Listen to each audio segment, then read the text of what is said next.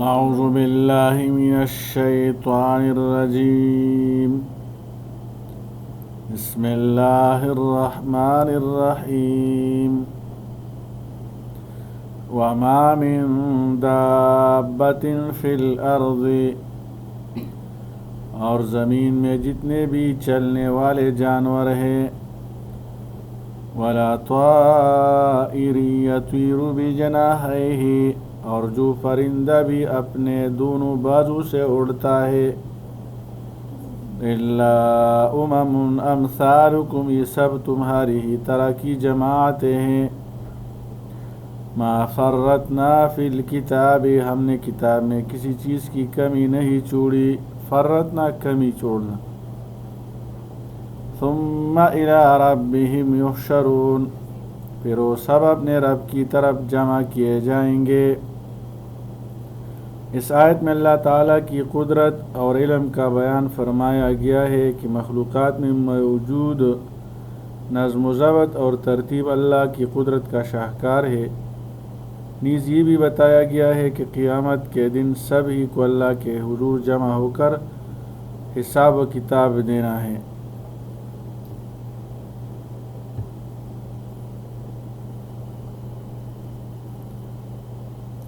قانون ہدایت کی ہمہ-گیری. آیت کا مقصد یہ ہے کہ قانون ہدایت و ترہیبی ہمہ-گیر ہے. کائنات میں کوئی جاندار چیز اس سے مستثنیٰ نہیں. سب فرندے اور سب حیوان اللہ کی جانب سے ہدایت حاصل کرتے ہیں اور اس فطری ہدایت کی وجہ سے زندہ ہیں. چڑیا سے لے کر چیونٹی تک کے لیے مقررہ قانون ہے جن سے سرتابی کرنا ان کے لیے ناممکن ہے. اسی طرح حضرت انسان اپنی پوری زندگی بسر کرنے کے لیے اللہ کی ہدایت کا محتاج ہے. اللہ ہی کی قدرت ہے کہ اس نے تمام جانور اور پرندوں کو مختلف جماعتوں میں تقسیم کر کے ان کے مزاج کے موافق ان کی غذا کا انتظام فرما دیا. ان کی ضروریات کے مطابق ان کے اعضاء جسمانی تخلیق فرما دیے ہیں.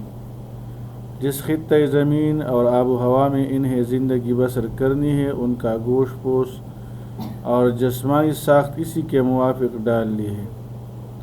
پھر ہر ایک کی ذمہ داری کے بقدر اسے شعور اور سمجھ عطا کی گئی. کفار کو متنبہ کیا گیا ہے کہ جب اللہ زمین کے کسی جانور یا پرندے کے حالات سے ناواقف نہیں ہے اور اس کا نام اعمال محفوظ ہے اور اس کا بدلہ بھی اسے ملے گا، تو تم اپنے بارے میں یہ کیوں سمجھ رہے ہو کہ تمہیں تمہارے اعمال کا بدلہ نہیں دیا جائے گا؟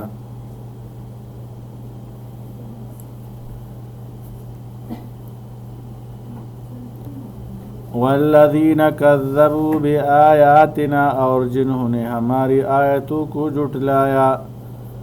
صم و بکم، وہ بہرے اور گونگے ہیں. فی الظلمات، اور اندھیروں میں بھٹک رہے ہیں.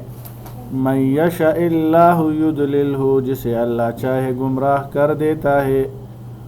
ومن یشاء یجعلہ علی صراط مستقیم، اور جسے چاہتا ہے سیدھے راستے پر لگا دیتا ہے. اللہ کی آیات کی تکذیب کرنے والے اپنے کانوں سے حق بات نہیں سننے کی وجہ سے بہرے ہیں، اپنی زبانوں سے حق بات نہ بولنے کی وجہ سے گونگے ہیں، اور کفر و ضلالت کی تاریکیوں میں گرے رہنے کی وجہ سے انہیں کوئی چیز نظر نہیں آتی جس سے ان کی اصلاح احوال ہو سکے. جو لوگ اللہ کی آیتوں کی تکذیب کرتے ہیں اور جھٹلاتے ہیں وہ تو ایسے ہیں جیسے بہرے اور گونگے جو مختلف قسم کی تاریکی اور اندھیروں میں پڑے ہوئے ہیں. یعنی نہ حق بات کو سنتے ہیں نہ حق کہتے ہیں، اور ان کی حالت یہ ہے کہ کفر و شرک کے اندھیروں میں گرفتار ہو کر بھٹک رہے ہیں. یہ آیت کریمہ اس امر کی دلیل ہے کہ خالق تو اللہ ہے مگر خیر و شر کا فاعل و کاسب بندہ خود ہے، کہ اللہ نے سمجھانے کے بعد اختیار دے دیا ہے. ظلمات میں پڑے رہنے سے مراد کفر، جہالت، عناد اور ابا پرستی کے اندھیروں میں پڑے رہنا ہے. اللہ کی آیت کو جھٹلانے والوں کو گونگا اور بہرا کہنے کی وجہ یہ ہے کہ جیسے گونگا بہرا راہ نہیں پا سکتا کہ اندھے پن کی وجہ سے آنکھیں دیکھنے سے عاری ہو گئی، اور گونگا اور بہرا ہونے کی وجہ سے وہ نہ خود بول سکتا ہے اور نہ کسی کی سن سکتا ہے. یہی حال ایسے لوگوں کا ہو جاتا ہے. قل ارأیتم ان اتاکم عذاب اللہ، فرما دیجئے بھلا تم دیکھو، ان اتاکم عذاب اللہ، اگر تم پر اللہ کا عذاب آ جائے، او اتتکم الساعۃ، یا تم پر قیامت آ جائے، اغیر اللہ تدعون، کیا تم اللہ کے سوا کسی کو پکارو گے، ان کنتم صادقین، اگر تم سچے ہو۔ کفار پر جو مصیبت پڑتی ہے تو اللہ ہی کی طرف متوجہ ہوتے ہیں، اس وقت بعد المعبود کو بھول جاتے ہیں۔ کفار کو یہ کہہ کر جھنجھوڑ جا رہا ہے کہ اگر تم سچے ہوتے کہ معبودان باطل کی عبادت سے نفع پہنچتا ہے تو مشکل وقت میں ان کو چھوڑ کر صرف اللہ ہی کی طرف کیوں متوجہ ہوتے ہو؟ معلوم ہوا کہ جھوٹے معبود جو تم نے بنا رکھے ہیں کسی بھی نفع اور نقصان کے مالک نہیں، پھر ان کو پکارنا ان کی عبادت محض حماقت نہیں ہے تو اور کیا ہے؟ پہلے اللہ نے کفار کی جاہلیت کو اشکارا کرنے کے بعد یہ بتایا کہ تمام کائنات میں اللہ کا علم محیط ہے اور اس کائنات میں وہی حقیقی اختیار رکھنے والا ہے۔ اس کے بعد اللہ نے یہ بیان فرما دیا ہے کہ جب ان کافروں پر کوئی مصیبت نازل ہوتی ہے تو پھر یہ اللہ ہی کی پناہ میں آتے ہیں اور اس کی اطاعت سے سرکشی اختیار نہیں کرتے۔ اس سے معلوم ہے کہ ان کی فطرت کا بھی یہی تقاضا ہے کہ اللہ کے سوا کسی کو مشکل کشا اور حاجت روا نہ مانے، کہ ان کی مصیبت اور تکلیف میں وہی واحد نجات دینے والا اور کارساز ہے۔ بل ایاہ تدعون فیکشف ما تدعون الیہ، بلکہ تم اس کو پکارو گے، فیکشف ما تدعون الیہ، پھر وہ اس مصیبت کو دور فرما دے گا، انشاء، جس کے لیے تم اس کو پکارے، اگر وہ چاہے، اللہ چاہے تو اس کو دور فرما دے گا۔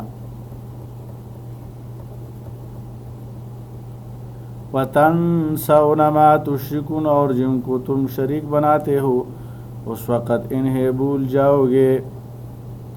انسانی فطرت میں توحید کا تعارف موجود ہے۔ جب انسان کسی بڑی مصیبت میں پھنس جاتا ہے تو اس وقت اسے اللہ ہی یاد آتا ہے۔ اس آیت میں اللہ نے از خود اس سوال کا جواب دیا ہے جو پچھلی آیت کے آخر میں مشرکین اور منکرین سے کیا گیا، اور بتا دیا کہ سختی، مصیبت اور تنگی میں تم صرف اللہ ہی کو پکارتے ہو تاکہ تمہاری مصیبتیں اور تکلیفیں دور ہو جائے۔ پھر اللہ اپنی حکمت اور مشیت کے مطابق اگر چاہے تو تم سے وہ تکلیف دور فرما دیتا ہے، اور ایسے وقت میں تم اپنے بتوں کو بھول جاتے ہو اور اللہ کے سوا تم کو کوئی یاد نہیں آتا۔ جیسا کہ اللہ فرماتا ہے، آپ پوچھئے تمہیں خشکی اور سمندر کی تاریکیوں سے کون نجات دیتا ہے، جس کو تم عاجزی سے اور چپکے چپکے پکارتے ہو، کہ اگر وہ ہمیں اس مصیبت سے بچا لے تو ہم ضرور اس کے شکر گزار بن جائیں گے۔ آپ کہیے اللہ ہی تم کو اس مصیبت سے اور ہر مصیبت سے نجات دیتا ہے، پھر بھی تم شرک کرتے ہو۔ دوسری جگہ ارشاد ہے، پس جب وہ کشتی میں سوار ہوتے ہیں تو صرف اللہ ہی کو پکارتے ہیں، ان کے لیے دین کو خالص کرتے ہوئے، پس جب وہ انہیں خشکی کی طرف نجات عطا فرماتا ہے تو اسی وقت وہ شرک کرنے لگتے ہیں۔ اللہ تعالی عمل کرنے کی توفیق عطا فرمائے۔